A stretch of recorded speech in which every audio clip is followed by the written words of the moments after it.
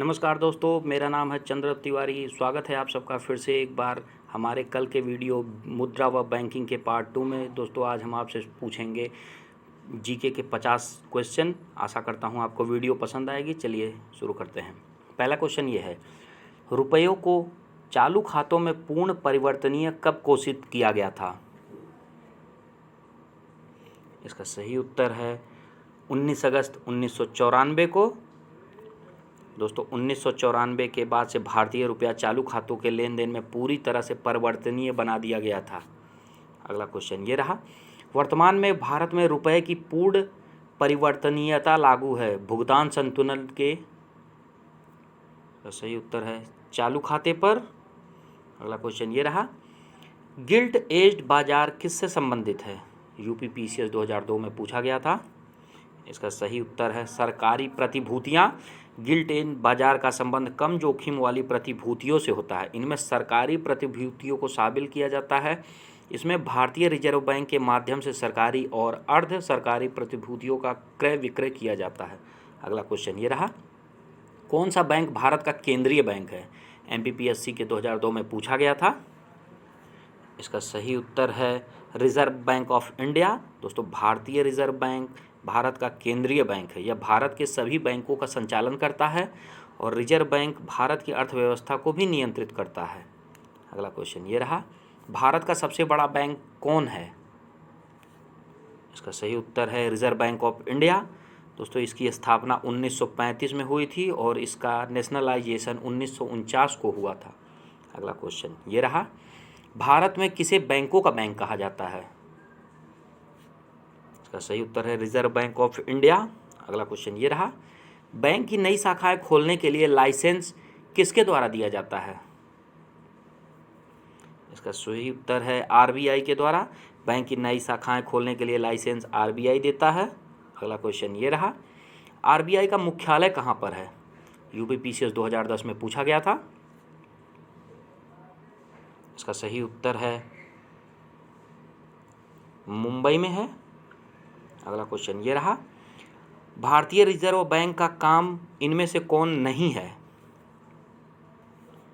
इसका सही उत्तर है निर्यातकर्ताओं का ऋण देना। दोस्तों आरबीआई के जो निम्नलिखित काम है उसमें मौद्रिक नीति तैयार करना, उसका क्रियान्वयन करना और निगरानी करना है। फिर वित्तीय प्रणाली का विनिमय और पर्यवेक्षण करना है, विदेशी मुद्रा का प्रबंधन करना है, मुद्रा जारी करना है, उसका विनिमय करना है और परिचालन योग्य न रहने पर उन्हें नष्ट करना है। अगला क्वेश्चन ये रहा, भारतीय रिजर्व बैंक का कार्य नहीं है। इसका सही उत्तर है जनता से जमा स्वीकार करना। अगला क्वेश्चन ये रहा, व्यापारिक बैंकों द्वारा जनित साख का नियंत्रण कौन करता है? इसका सही उत्तर है रिजर्व बैंक ऑफ इंडिया। भारतीय रिजर्व बैंक व्यापारिक बैंकों द्वारा जनित साख का नियंत्रण करता है। अगला क्वेश्चन ये रहा, भारत में करेंसी नोट कौन जारी करता है? इसका सही उत्तर रिजर्व बैंक ऑफ इंडिया।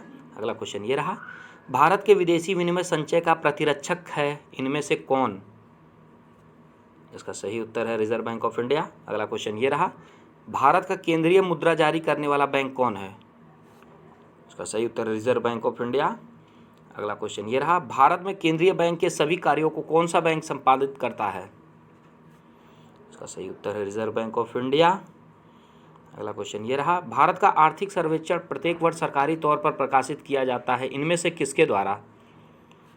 इसका सही उत्तर है वित्त मंत्रालय द्वारा। दोस्तों आर्थिक सर्वेक्षण वित्त मंत्रालय द्वारा हर वर्ष 31 जनवरी को जारी किया जाता है, जो केंद्रीय सांख्यिकी संगठन यानी CSO द्वारा संग्रहित किए गए आंकड़ों पर आधारित होता है, जिसमें भारत सरकार के आय व्यय, आयात निर्यात तथा वार्षिक बजट का विस्तृत विवरण होता है।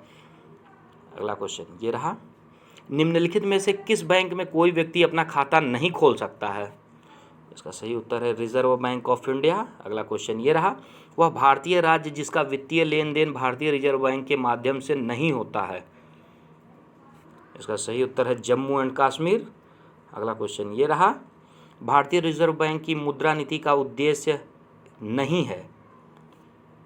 इसका सही उत्तर है सामाजिक न्याय सुनिश्चित करना। दोस्तों जिस नीति के अनुसार किसी देश का मुद्रा प्राधिकारी मुद्रा की आपूर्ति का नियमन करता है उसे मौद्रिक नीति कहते हैं।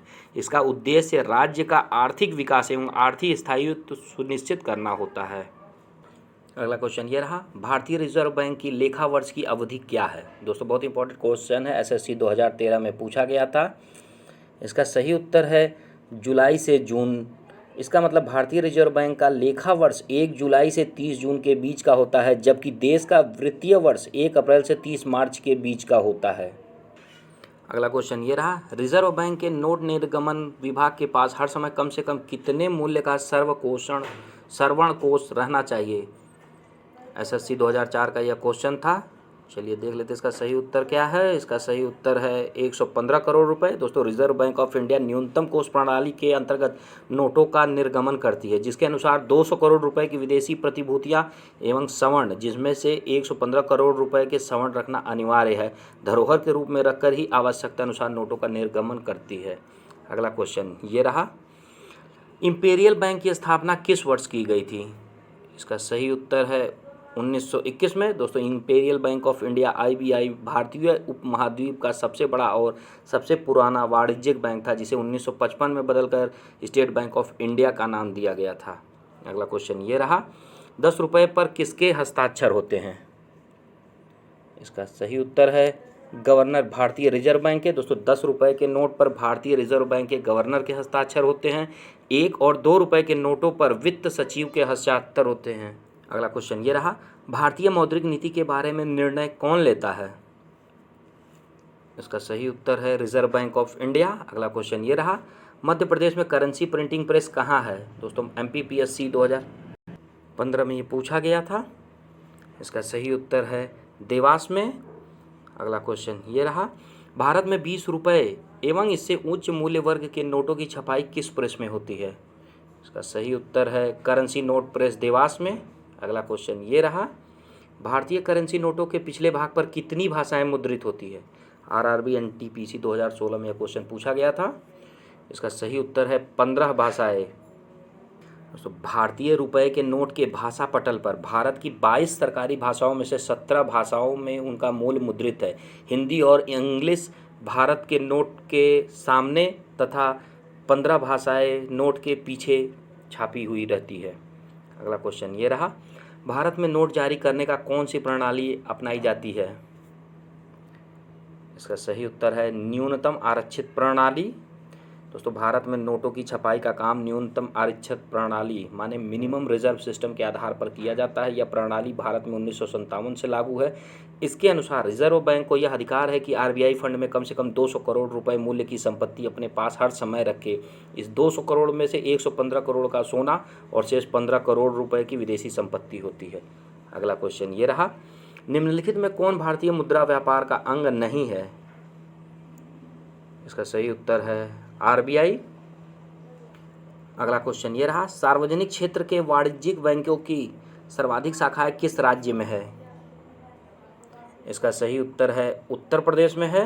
अगला क्वेश्चन ये रहा, राष्ट्रीयकरण से पहले भारतीय स्टेट बैंक का क्या नाम था।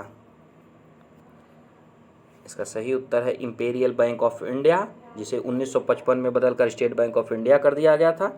अगला क्वेश्चन ये रहा, स्टेट बैंक की स्थापना किस वर्ष हुई थी। इसका सही उत्तर है 1955 में। अगला क्वेश्चन ये रहा, भारत का सबसे बड़ा व्यापारिक बैंक कौन सा है। इसका सही उत्तर है स्टेट बैंक ऑफ इंडिया। अगला क्वेश्चन ये रहा, स्टेट बैंक ऑफ इंडिया का मुख्य कार्यालय कहाँ है। इसका सही उत्तर ए मुंबई। अगला क्वेश्चन ये रहा, with you all the way किस बैंक की विज्ञापन पंक्ति है। इसका सही उत्तर है स्टेट बैंक ऑफ इंडिया का। अगला क्वेश्चन ये रहा, चमकता हुआ सितारा किस राष्ट्रीयकृत बैंक का प्रतीक है। इसका सही उत्तर है बैंक ऑफ इंडिया। अगला क्वेश्चन ये रहा, पड़ोसी देश अफगानिस्तान ने अपनी शाखा खोलने वाले भारत का प्रथम राष्ट्रीयकृत बैंक कौन है। इसका सही उत्तर है PNB। अगला क्वेश्चन ये रहा, कैनफिना किस भारतीय राष्ट्रीयकृत बैंक की अनुषंगी संस्था है। इसका सही उत्तर है कैनरा बैंक। अगला क्वेश्चन ये रहा, भारतीय बैंकों की अधिकतम शाखाएं कहाँ हैं। इसका सही उत्तर है UK। अगला क्वेश्चन ये रहा, भारत में सर्वाधिक शाखाएं किस विदेशी बैंक की है। इसका सही उत्तर है स्टैंडर्ड चार्टर्ड बैंक। अगला क्वेश्चन ये रहा, भूमि विकास बैंक का कार्य क्या है? इसका सही उत्तर है दीर्घकालीन ऋण कृषकों को उपलब्ध कराना। अगला क्वेश्चन ये रहा, भारतीय स्टेट बैंक द्वारा देश में पहला तैरता हुआ एटीएम कहाँ स्थापित किया गया था? इसका सही उत्तर है कोची। अगला क्वेश्चन ये रहा, ग्रामीण विकास के लिए ऋण प्रदान करने वाला नाबार्ड क्या है? इसका सही उत्तर है एक बैंक है। राष्ट्रीय कृषि एवं ग्रामीण विकास बैंक की स्थापना किस समिति की सिफारिश के आधार पर की गई थी?